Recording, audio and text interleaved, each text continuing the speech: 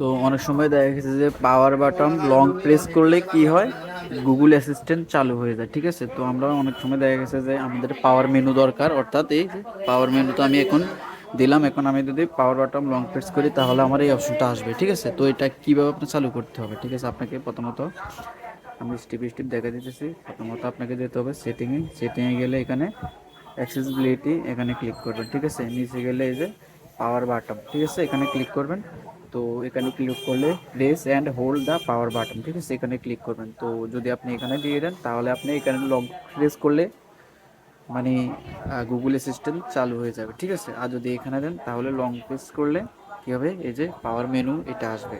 আবার আপনি যদি এখানে দেন, আপনি যদি গুগল অ্যাসিস্ট্যান্ট ইউজ করেন তাহলে আপনি এখানে কি করতে হবে, পাওয়ার বাটন আর এভাবে ক্লিক করলে একসাথে পাওয়ার রিস্টার্ট বা পাওয়ার অফ এটা চলে আসবে। ঠিক আছে, এভাবে এখানে একসাথে এইভাবে প্রেস করবেন। ঠিক আছে, যদি ভিডিওটি ভালো হলে অবশ্যই সাবস্ক্রাইব করে পাশে থাকবেন। Thank you.